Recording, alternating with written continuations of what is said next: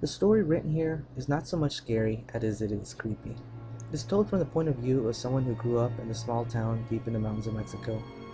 The story is based around a girl living in a secluded area in Mexico. This is her story. I grew up in a mountain town in the middle of nowhere in the state of Hidalgo. I never saw anything weird or really crazy growing up, just the regular stuff of witches being seen and whatnot. It didn't scare me though. I hadn't seen anything throughout my life, so naturally I blew it off as a myth. Well, before we get to the story, I'll give you a little detail on what the town looked like. We had maybe 200 people living here. All the homes were built into the side of the mountain, except for one place where our church was located, right on a plateau kind of area. My home was close to the church, but we owned a field that was about 5 acres big, and we grew crops on our land. We mostly grew corn and tomatoes and that sort of things. There lived a lady about 2 houses down. She lived all alone and kept to herself. Everyone tried their best to talk to her and invite her to town festivities, but she always declined. She always had this sadness in her eyes. One day I asked my mom about the lady and why she was all alone. That's when I first heard about the rumor of the town. She told me that the woman once had 2 kids and a husband. They also had an abundance of crops and cattle to spare. She said that one day one of her sons, the younger 6-year-old one, was out playing in the field when he ran across a box. The kid, curious, picked it up and took it home, and upon opening it, he found a small Cornhusk doll, like the one kids make. He decided to take it home with him. He played with it and really became fond of it. No one in his family thought anything weird about it. They actually thought he made it. That's when the things started to get weird. First it started with the crops, then a plague had infested it, and every corn husk they had pulled back was crawling with insects. They began to have crop failure throughout their farm, so they burnt their field to prevent it from spreading to other farms. They still had their cattle, and that was enough for them to make it. One day, while the father ran to town, he took his son with him. Being in the mountains, the roads can be dangerous. Nothing is paved, just cut out for enough room for 2 vehicles to drive through. Well, on this particular day, the father was taking the curve when he saw another truck approaching. He slowed down and got close to the edge of the mountain. The night before it had been raining, and the father didn't account for that, and the road gave. The man and son tumbled in their truck, 200 feet before a tree stopped to fall. Rescue workers were immediately called, but the fall killed them instantly. The mother, on hearing the news, was devastated. A funeral was held and the whole town attended. That's when my mother, at the time being a teenager, went to the funeral and overheard something that to this day frightens her. She said that while she was there, she heard the son whispering to his mother that his doll had told him this would happen. The child's mother, in shock, slapped her son and threw the doll in the trash. The child, visibly upset, picked the doll out of the trash and walked out of the building where the wake was being held.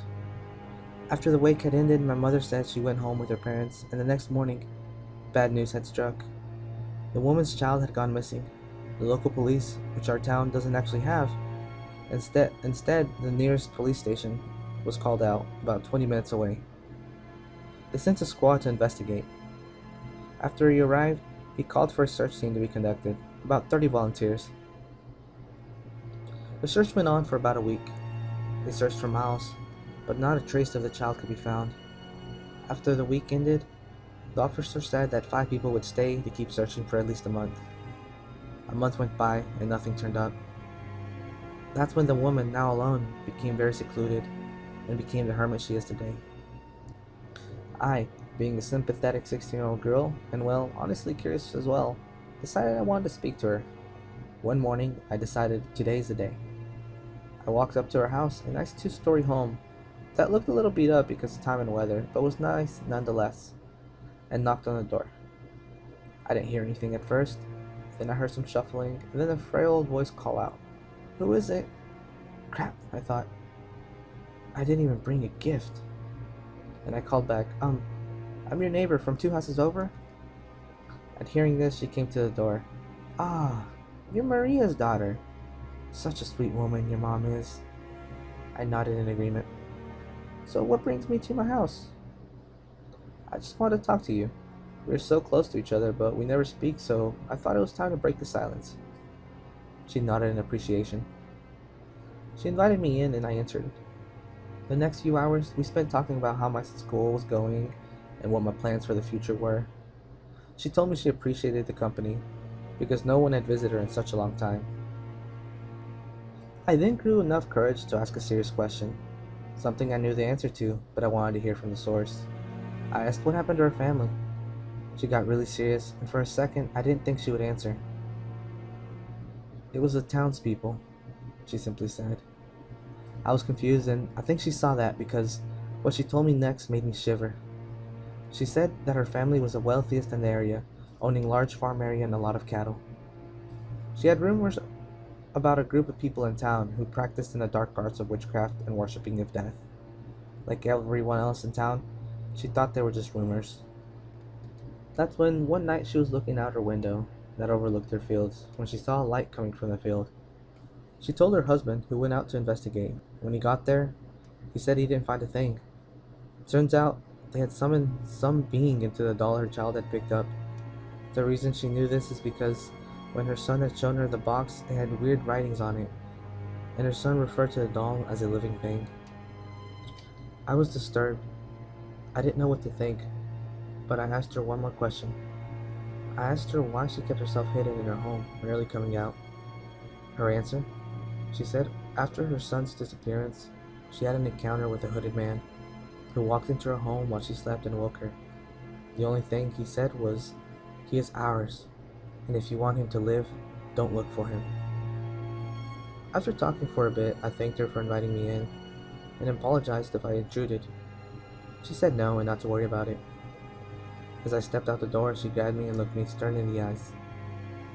"Watch out for the jealous people. They are always watching, just waiting for the day to harm you." With that, I left her house and hurried home. As I walked in the house, I became a little more calm and laughed at myself for believing the crazy old lady. After all, she was crazy. I went to my bedroom, and as I walked by my little brother's room, I saw it. A Cornhusk doll. Hi guys. Well, it's a Lectureman here. I just want to thank you guys for listening to this story. I wrote this myself. I hope you'll enjoy it as much as I enjoyed writing it. Well, subscribe, share, like, comment, all those good things. And I guess that's it. I'll let you man.